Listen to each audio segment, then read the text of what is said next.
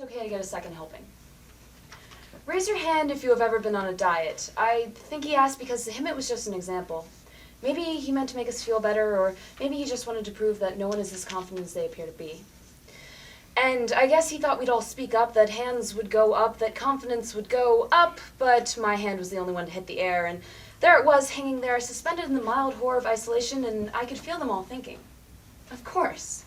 Chubby girl is on a diet. She thinks she'll be pretty. She thinks she'll get a boyfriend, or maybe a girlfriend. Isn't chubby girl a lesbian?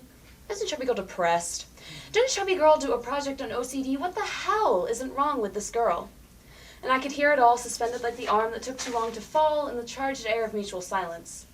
And the teacher only swallowed and and continued, too conscious of my mental health to make his point. And later, walking out of the classroom, the boy with empathy worn thin by shoulder pads and a study in narcissism that's passed for friendship assured me that it was okay. And I had the audacity to hope he was being sincere, not considering that I probably shouldn't need his validation. But then he followed with a prose to rival the very best of the MRA Reddit page. He liked them big. And anyway, I was a C cup, maybe a D cup on a good day, so I'd find a fuck soon enough. And I didn't care. I've heard worse. It's okay, really. But I hope you understand that I don't want to lose weight for you. I do not want to be the size of a model because the wasted skin hanging off of me is reassuring. These folds and curves and lumps give me a place to hide from the same kind of people who tell me to do away with them, and maybe I like being a shape that isn't found on the silhouettes of mud flaps, and maybe I like the way my hips match the curves on the bottle of Yoo-Hoo. I do not want to be a paper girl because thin me would be too flimsy to hold herself upright. My defining feature should not be my waistline, but I'm sick of discomfort. I'm sick of sweating on 70-degree days in shorts and a t-shirt, and if I want my shirts to fit better, it is not because I want men in pickup trucks to honk. It's not because I want to find a fuck, because that's not how I do it.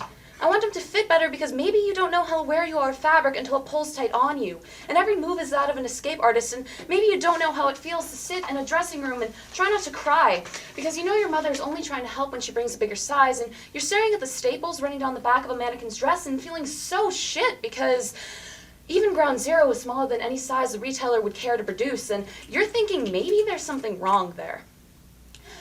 And every time you fluctuate, it is the worst goddamn feeling in the world because your brain convinces you that you were so close, but your waist size begs to differ, and big pride is not something you're allowed to be a part of because you're told what they're saying is not fat shaming if you're not fat, so you're chubby, why should it matter? Why does it matter what they say? You should be confident, you should be feminist. Well, I'm on a teetering scale between conforming to social institutions and spilling out of my chair. Why can't I decide where I fall? It's a new era. Only you can change the perspective. Only me? That sounds a hell of a lot like my supposed responsibilities when it comes to wildfires, and I've never so much as stomped out the spark on the tip of a cigarette, but don't get me wrong. It's not that I don't think big people are pretty. Hell, they are gorgeous, but they have a right to bodily autonomy as much as anyone else. It's not about what will make you pretty, it's about what will make you feel good. And if that's losing 20 pounds or gaining it, go for it. If you want to weigh more, weigh more. And if you want to weigh less, you're doing nothing wrong, but do it for yourself. Don't do it for the boy who likes them big, or because you're the only kid brave enough to say she's on a diet, or because you want your own clothes to have to be stapled down the back. Don't do it because they tell you you should, and I'm not going to say don't let it make you feel bad when they do, because I know it hurts. And I know how it feels to see your stomach tumbling out of your jeans that you swear fit yesterday and to have your insides crumble because you thought you'd won.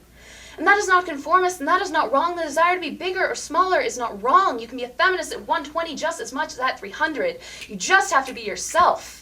And if that means you're a chubby girl raising her hand in a packed classroom that suddenly feels empty, be proud because you have more balls than any of them.